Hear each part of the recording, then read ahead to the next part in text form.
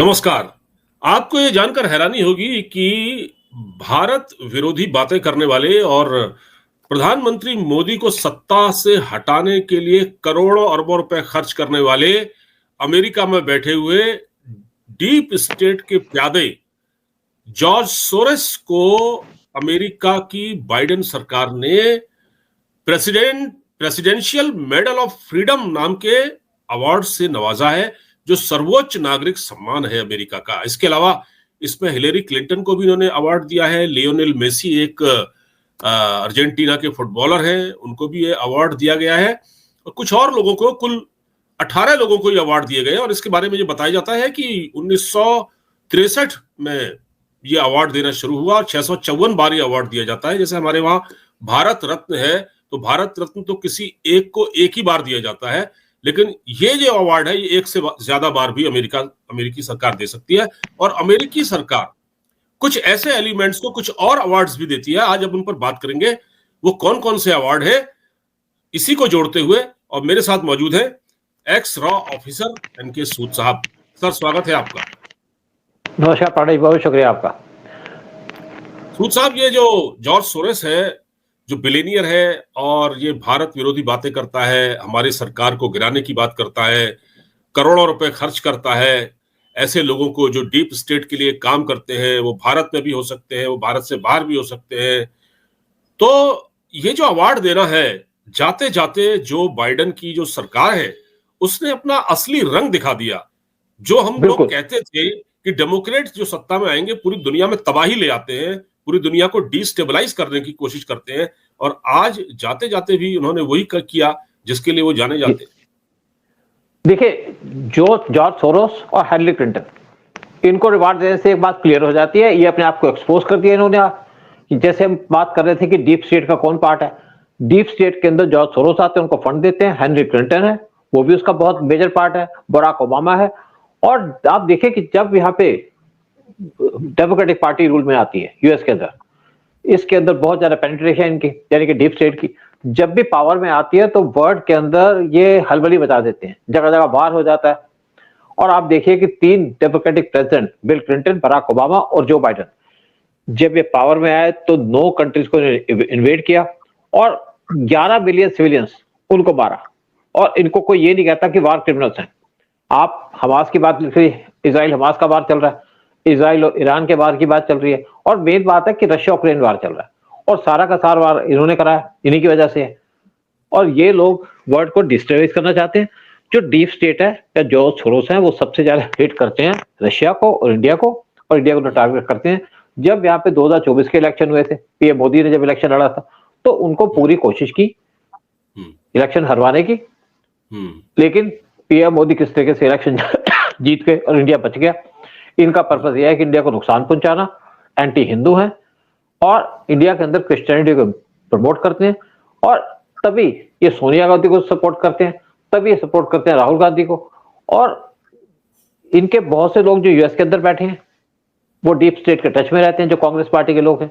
क्योंकि इंडिया के अंदर अगर कन्वर्शन की जाती है हिंदूज को क्रिश्चियनिटी के अंदर, तो उसके अंदर कांग्रेस पार्टी का रोल दिखता है। आप नॉर्थ ईस्ट देख लीजिएगा, वहां पे कन्वर्ट करते रहे, पंजाब देख लीजिएगा, और क्रिश्चियन कन्वर्ट जो करते हैं इसी चीज पे करते हैं, इनको सपोर्ट करता है डीप स्टेट। और कुकीज जो मैथीज के खिलाफ लड़ाई लड़ रहे हैं, उनको जॉर्ज सोरोस की तरफ से फंड दिए जाते हैं। और बहुत से जॉर्ज सोरोस के लोग वहां पे मणिपुर के अंदर बैठ करके कुकीज को फंड करते हैं, आर्म्स एमुनिशन देते हैं इंडिया को डिस्टर्ब करने के लिए। लेकिन और आप देखिए, यहाँ पे इनको पता था कि जब इलेक्शन होना था 47 यूएस का प्रेसिडेंट का इलेक्शन, इनको पता था जो बाइडेन जीत नहीं पाएंगे। और अगर ये कमला हैरिस को प्रमोट करते, क्योंकि उसके पीछे भी डीप स्टेट थी, अगर ये कमला हैरिस को प्रमोट करते इनिशियली, तो कमला हैरिस को पूरी सपोर्ट नहीं मिल रही थी इनकी पार्टी से, तो इन्होंने कमला हैरिस को मिडवे सपोर्ट किया ताकि कोई सामने आ ना पाए। और देखिए, डीप स्टेट ये भी चाहती थी कि डोनाल्ड ट्रंप पावर में ना आए, और इनको हराने के लिए या इलेक्शन ना लड़वाने के लिए बहुत सी कोशिश की कि इनके खिलाफ फॉल्स केसेस रजिस्टर किए गए डोनाल्ड ट्रंप के खिलाफ, ताकि इलेक्शन लड़ ना सके। जब इलेक्शन लड़ रहे थे तो 3 बार इनके ऊपर अटेम्प्ट हुई डोनाल्ड ट्रंप के ऊपर, वो भी डीप स्टेट का काम था, जिसके अंदर आप जॉर्ज सोरोस का नाम ले सकते हो। और डीप स्टेट के अंदर बहुत से एफबीआई के, सीआईए के चीफ्स भी हैं, साथ में सीनियर ऑफिसर्स हैं, और बहुत से जो पार्टी के लोग हैं, डेमोक्रेटिक पार्टी के लोग, वो भी इसके डीप स्टेट के अंदर डीपली इन्वॉल्व है। कि जब इनके प्रेसिडेंट इन्वॉल्व हो सकते हैं तो बहुत से इनके सेनेटर इन्वॉल्व हैं, साथ में बहुत से यहाँ के जो यूएस के बहुत से आपके जो लोग हैं जो इनके ब्यूरोक्रेट्स हैं वो भी इन्वॉल्व हैं। और ये कहा जाता है कि जैसे डीप स्टेट, ये स्टेट विद इन स्टेट, यानी कि यूएस की गवर्नमेंट चल रही है और साथ में डीप स्टेट काम कर रही है। तो ये बहुत डेंजरस है, किसी भी कंट्री को गिरा सकते हैं। अगर बांग्लादेश के अंदर शेख हसीना की गवर्नमेंट गिराई गई तो डीप स्टेट का काम था। और जो आप मोहम्मद यूनिस है, इनको रिवार्ड किसने दिया? डीप स्टेट ने। इसी तरीके से जो इंडिया के अंदर बहुत से लोगों को रिवार्ड दिया जाता है, आप देखिए रवीश कुमार को जो रिवार्ड दिया गया वो भी डीप स्टेट का काम था। केजरीवाल को दिया गया वो भी डीप स्टेट का काम था। देखिए बेसिकली क्या है कि कुछ ऑर्गेनाइजेशंस हैं जो रिवार्ड देती हैं, फंड्स देती हैं, वो है Ford foundation, Rockefeller foundation, Magsaysay award, और इनके थ्रू डीप स्टेट लोगों को टारगेट करती है।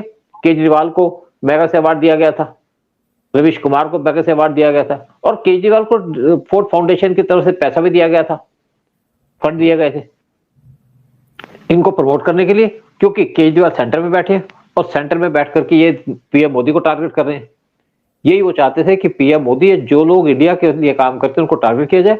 जो लोग डीप स्टेट के लोग हैं ये किसी इश्यू पे इलेक्शन नहीं लड़ते, ये नॉन इश्यूज पे इलेक्शन लड़ते हैं। आप राहुल गांधी की स्पीच सुन लीजिएगा, आलू से टमाटर निकलेगा, टमाटर से आलू निकलेगा, सोना उससे निकलेगा। केजरीवाल की बात देख लीजिएगा, प्रॉमिसेस कुछ, कहना कुछ, करना कुछ।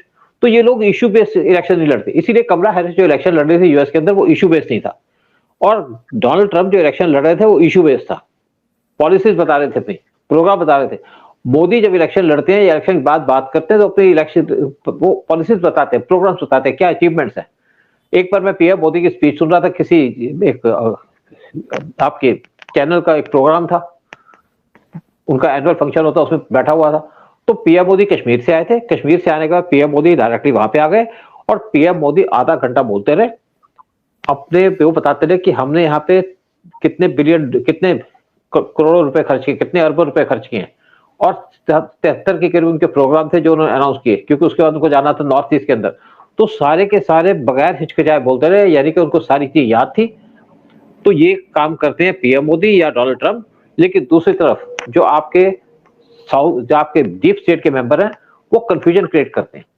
जमुना साफ करा देंगे, किसने पूछा आपने कब, अब आपने साफ नहीं करे, कहते तो क्या हुआ, फिर करा देंगे। हाँ। तो ये केजरीवाल जैसे लोग मतलब बातों को टालते हैं, उनको पता लोग चीजों पे ध्यान तो देते नहीं है, भूल जाते हैं, भूल बहुत है। और जब इलेक्शन आता है तो केजरीवाल क्या कर रहे हैं, पैसा ले लो, तुम 2100 ले लो, तुम 3500 ले लो, देना है नहीं। तो ये लोग जो है ना, ये जो इनको जो रोमन मैग्सेसे अवार्ड मिला 2006 में, तब ये आरटीआई कार्यकर्ता थे, आरटीआई एक्टिविस्ट।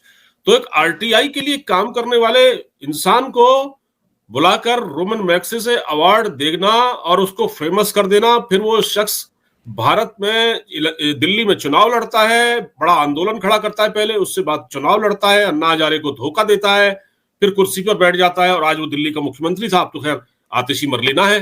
तो ये एंटी इंडिया फोर्सेस जितने भी हैं सबको ये लोग पुरस्कार देते हैं। अच्छा, मैं आपको एक और बात बता दूं, यहाँ पे जो इनका कैंपेन चलता है, कैंपेन के अंदर इशू की बात नहीं करते, पैसे दे देंगे, वोट दे देंगे, वोटों को लुभा लेते हैं, वोटर्स को। और देखिए यहाँ पे दिल्ली के अंदर एक खान मार्केट गैंग था या लुटियन गैंग था, जिसके अंदर करण थापर है, जिसके अंदर राजजीत सरदेसाई है, प्रणय रॉय है, रवीश कुमार है, बरखा दत्ता है, राहुल कंवल है, राणा अयूब है, अजीत अंजुम है, सुहासिनी हैदर है, सुब्रमण्यम स्वामी की डॉटर, ये भी उसका पार्ट है। यानी कि जो यहाँ पे खान मार्केट गैंग या आपका लुटियन गैंग है उसके मेंबर है। तो ये जो आपके जो डीप स्टेट है ये बहुत से सोशल वर्कर्स को एंगेज करती है, जैसे मेधा पाटकर, बाबा आमटे और फिल्म स्टार आमिर खान। और इनको जो हमारे प्रोग्रेस के काम होते हैं, जैसे सरदार सरोवर डैम बनाने की बात थी तो इनको वहां पे धरने में बिठा दिया गया ताकि हमारा डैम पूरा ना हो सके, लेट हो जाए, और लेट होगा तो हमारी इकोनॉमी स्लो डाउन हो जाएगी। तो ये लोग इन लोगों को टारगेट करते हैं, इनके थ्रू काम करते हैं। आमिर खान का क्या मतलब है सरदार सरोवर डैम के ऊपर? और आप देखिए ना कि मेधा पाटकर का आपने नाम सुना होगा, कैसे उसने जो सरदार सरोवर डैम है उसको डिले कराया, और बाबा आमटे वो भी ये काम करते हैं। लेकिन दूसरी बात है कि केजरीवाल जब यहाँ पे बैठे, दिल्ली के अंदर इलेक्शन लड़ने बैठे, तो जितने डीप स्टेट के मेंबर्स थे, जितने भी आपकी एनजीओ थी, उन्होंने उनको सपोर्ट किया, चाहे मेधा पाटकर हो चाहे बाकी लोग हो। तो इसके साथ बहुत से ऐसे लोग जुड़े जिनके कनेक्शन थे पाकिस्तान के साथ, वो भी इनके साथ जुड़े। और आप देखिए जितनी भी डेमोन्स्ट्रेशन हुई जेएनयू के अंदर, जामिया मिलिया के अंदर, वो भी इनका हाथ है, उसके अंदर भी इनका हाथ हो जाता है क्योंकि फंड कराते हैं। कुछ कॉलेजेस है दिल्ली यूनिवर्सिटी के अंदर जहां पे डीप स्टेट इन्वॉल्व है, उस पर भी कुछ करते काम करते हैं। किसान आंदोलन का जो पूरी फंडिंग की जाती है डीप स्टेट के द्वारा की जाती है, तभी तो किसान बैठते हैं ना वहां पे। कैसे वहां पे बड़ी बड़ी मशीनें पहुंच जाती हैं, कैसे वहां पे बड़े बड़े लोग पहुंच जाते हैं। और आप देखिए ना, जो आपका एंटी-सीए प्रोटेस्ट है, वो भी डीप स्टेट का काम है। और डीप स्टेट इवन फंड करती है नेक्सलाइट मूवमेंट को, क्योंकि इसको सपोर्ट करती है मणिपुर के अंदर। डीप स्टेट के कनेक्शन है सीए के साथ भी, और बहुत से रेडिकल मुस्लिम ऑर्गेनाइजेशन और रेडिकल मुस्लिम्स वो डीप स्टेट के पार्ट है, जिनको डीप स्टेट पालती है। और ये पीएफआई भी है। डीप स्टेट इवन पीएफआई को फंड करती थी, बहुत सी मुस्लिम ऑर्गेनाइजेशन उनको फंड करती है। देखिए एक बार जब डोनाल्ड ट्रंप इंडिया के अंदर आए थे, शायद 2020 की बात है, तो दिल्ली के अंदर धरने कर दिए गए, दिल्ली ताकि इनकी जो विजिट है उसको खराब कर दिया जाए। तो आज, और आप देखिए ना कि जैसे इन्होंने, आपने कभी सुना है कि आप रवीश कुमार, आपने कोई नेशनलिस्ट बात की हो, देश के बारे में बात की हो, और केजरीवाल को करोड़ रुपए दिए हैं फोर्ड फाउंडेशन के थ्रू, और बहुत सी ऑर्गेनाइजेशंस हैं जो इनके साथ कनेक्टेड हैं, जो फंड करती हैं। जैसे आप अमर्त्य सेन की मैं बात कर रहा था, अमर्त्य सेन को भी इन्होंने रिकॉग्नाइज किया है। और वो क्या, अमर्त्य सेन ने क्या किया, जब इनको एक इंचार्ज बनाया गया यूनिवर्सिटी का, तो 2700 करोड़ रुपए खा गए, कोई हिसाब नहीं था उसका। तो अब क्या है कि जो आप डोनाल्ड ट्रंप आए हैं, वो मेन उनका जो अटेंशन है वो है डीप स्टेट की तरफ। और उन्होंने इसी तरीके से जो एफबीआई का जो चीफ बनाया, वो इंडियन बनाया, इंडियन ओरिजिन का है। और जो जितनी भी इंटेलिजेंस एजेंसीज है, उनका इंचार्ज बनाया तुलसी गबार्ड को, विवेक रामास्वामी को बड़ा इंपॉर्टेंट रोल दिया है। और टेस्ला के जो चीफ है, उनको भी इन्होंने बड़ा इंपॉर्टेंट रोल दिया है, ताकि डीप स्टेट को काउंटर किया जा सके। और जो लोग हैं जॉर्ज सोरोस जैसे, इनको टारगेट किया जा सके, क्योंकि डोनाल्ड ट्रंप बदला तो लेंगे, उनको बहुत से केसों में इन्वॉल्व करने की बात भी की गई थी। लेकिन अब जिस तरीके से डोनाल्ड ट्रंप आए हैं, जैसे उन्होंने कहा कि जो आप देखिए न्यूयॉर्क सिटी के अंदर जितने भी इलीगल लोग थे, इलीगल लोगों को कौन लेके आता था? Deep state. और इनको पूरी सपोर्ट मिलती थी कैनेडियन प्रेसिडेंट जस्टिन ट्रूडो से, प्राइम मिनिस्टर जस्टिन ट्रूडो से, क्योंकि वहां पे कोई भी आदमी कहते हैं आप लैंड करिए हमारी कंट्री के अंदर और आ जाइए, हम आपको अपनी सिटीजनशिप दे देंगे। और बहुत से क्रिमिनल भाग भाग के उनकी कंट्री के अंदर आ गए, उनको सिटीजनशिप मिल गई, और उसके बाद चाहे खालिस्तानी हो, उनको सपोर्ट करते हैं इंडिया को टारगेट करने के लिए। इसी तरीके से यूएस के अंदर बहुत से इलीगल लोग बैठे हैं जिनको खाना सर्व किया जाता था डीप स्टेट के द्वारा। अब डोनाल्ड ट्रंप ने पहला काम किया, जितने भी लोग इलीगल थे यूएस के अंदर, उनका खाना पीना बंद कर दिया, और साथ में उनको धमकी दे दी कि छोड़ के चले जाओ। तो बहुत से लोग जो डीप स्टेट के जो इलीगल यूएस के अंदर बैठे हैं, वो भाग के जा रहे हैं कनाडा के अंदर। और इसलिए जो डोनाल्ड ट्रंप है, उन्होंने Canadian prime minister Justin Trudeau को टारगेट किया। और अब उनका जो देखिए जो मेन टारगेट है जस्टिन ट्रूडो का, जो मेन टारगेट है डोनाल्ड ट्रंप का, वो है डीप स्टेट। और डीप स्टेट के अंदर बहुत से लोग हैं, चाहे आप लगा लीजिए आपके जैसे बांग्लादेश के इस टाइम पे इंटीरियर प्रेसिडेंट मोहम्मद यूनिस, इनका नंबर अगला आता है, ट्रूडो तो चले गए। तो इंडिया के अंदर भी जितने भी डीप स्टेट के लोग हैं, वो भी इस टाइम पे परेशान है। राहुल गांधी, दिल्ली के अंदर इलेक्शन हो रहा है, लेकिन राहुल गांधी का पता ही नहीं है कहाँ पे है। उन्होंने कैंपेन कर रहा तब भी नहीं पता, क्योंकि राहुल गांधी इस टाइम पे शॉक में, वो शॉक में है। सैम पित्रोदा ने एक स्टेटमेंट दिया है सर, सैम पित्रोदा ने जॉर्ज सोरोस को जो सम्मान दिया गया, उस पर कहा है कि बड़ा महान काम कर रहे हैं, ये बहुत अच्छा काम कर रहे हैं। नहीं देखिए, आप देखिए जो सैम पित्रोदा, कई बार उसको कांग्रेस पार्टी से निकाल दिया गया क्योंकि वो आप कंट्रोवर्शियल रिमार्क्स देते हैं। लेकिन तभी लगता है कि क्यों राहुल गांधी सपोर्ट करते हैं, क्योंकि जो कांग्रेस का जो लिंक है जॉर्ज सोरोस के साथ, वो है सैम पित्रोदा के थ्रू। और तभी राहुल गांधी उनको अपनी पार्टी से निकाल देते, फिर दोबारा लगा लेते हैं। ओवरसीज कांग्रेस का प्रेसिडेंट बना के रखा उनको, क्योंकि वो एंटी इंडिया स्टेटमेंट देते हैं, एंटी हिंदू स्टेटमेंट देते हैं। इसलिए सैम पित्रोदा को राहुल गांधी सपोर्ट करते हैं, क्योंकि इनका भी कनेक्शन है जॉर्ज सोरोस के साथ, इनका भी कनेक्शन है एंटी इंडिया एलिमेंट्स के साथ, इनके और डीप स्टेट इनको भी सपोर्ट करती है। तभी देखिए जब पीएम मोदी विजिट पे गए थे यूएस के अंदर, स्टेट विजिट पे गए थे, तो राहुल गांधी वहां पे पहुंच गए। लेकिन उस टाइम पे राहुल गांधी ने उल्टी सीधी बातें करनी शुरू कर दी। जब राहुल गांधी बातें कर रहे थे, तो उस टाइम पे जो गवर्नमेंट थी, उन्होंने हटा दिया राहुल गांधी को, आप चले जाओ। क्योंकि देखिए वहां पे जो डेमोक्रेटिक पार्टी है, वहां पे बहुत से ऐसे लोग हैं जो इंडिया को सपोर्ट करते हैं या रियल लोग हैं, कुछ लोग ऐसे हैं जो डीप स्टेट के मेंबर हैं। तो ये दोनों चीजें पैरेलल चल रही हैं। और अब डोनाल्ड ट्रंप के आने के बाद जो पहला अटैक होगा, वो होगा डीप स्टेट के ऊपर। और जॉर्ज सोरोस के ऊपर, और एंटी इंडिया एलिमेंट्स उसके अंदर आते हैं, क्योंकि जितने भी एंटी इंडिया एलिमेंट्स हैं वो डीप स्टेट का पार्ट है, और अब जब उन पे एक्शन होगा यूएस के अंदर, तो नेचुरली इंडिया के अंदर भी इम्पैक्ट पड़ेगा। तो जो लोग हैं जिसका कनेक्शन डीप स्टेट से, चाहे राहुल गांधी हो, चाहे सोनिया गांधी हो, चाहे बाकी लोग हो, उनके बुरे दिन आ चुके हैं। और आप देखिए जिस तरीके से निज्जर और पन्नू, वो भी, उनको भी एक्सप्लॉइट कर रहे थे लोग, उनको भी प्रमोट कर रहे थे, क्योंकि इंडिया को नुकसान पहुंचाना था, इंडिया को हार्म करना था। सर मैं ये देखता हूं कि द वायर एक मैगजीन है, एक वेबसाइट है वायर, वही मतलब टुच्ची सी वेबसाइट है, कौन पढ़ता है उसको। तो उसमें कुछ पत्रकार काम करते हैं, उनकी हैसियत ऐसी नहीं है कि वो साल में एक बार अमेरिका की यात्रा करें। हम जैसे लोग तो सर सोच भी नहीं पाते, मेरे जैसा आदमी तो सोच भी नहीं सकता, लेकिन ये लोग हर साल अमेरिका जाते हैं। कौन बुलाता है, कौन खर्चा उठाता है इनका सर? यही लोग। Deep state. जी। देखिए वाशिंगटन पोस्ट, न्यूयॉर्क टाइम्स, इसको या तो चाइनीज फंड करते हैं, डीप स्टेट फंड करती है। अभी आप रिसेंटली एक आर्टिकल निकला था डीप स्टेट के आपके वाशिंगटन टाइम्स के अंदर कि इंडिया म्यूजो को हराना चाहती है, उनके अगेंस्ट नो कॉन्फिडेंस मोशन लेके आ रही है 40 एमपी को खरीद करके। साथ में वहां पे आर्टिकल निकला था कि इंडिया के रॉ के लोग वो इन्वॉल्व हैं पाकिस्तान के अंदर लोगों को मारने में। तो वाशिंगटन टाइम को जो आर्टिकल निकाले जाते हैं, डीप स्टेट उसमें इन्वॉल्वमेंट होती है। बहुत से लोग जो इंडियंस भी हैं वो वाशिंगटन टाइम में काम करते हैं, आर्टिकल लिखते हैं, और उनको पूरा सपोर्ट मिलती है डीप स्टेट से। साथ उनको चाइना सपोर्ट करता है, क्योंकि कई बार दोनों के आपस में इंटरेस्ट वो सिमिलर होते हैं, तो इसलिए चाइना भी उनको पैसे दे करके बहुत से आर्टिकल निकालता है। और डीप स्टेट का पर्पस ये है कि इंडिया को नुकसान पहुंचाना। वो हिंदुओं को आगे बढ़ता देख नहीं पाते, और जो नेशनलिस्ट लोग हैं उनको हेट करते हैं, चाहे व्लादिमीर पुतिन हो, चाहे पीएम मोदी हो। जी बिल्कुल, बहुत बड़ा खेल है और ये खेल खत्म होना चाहिए।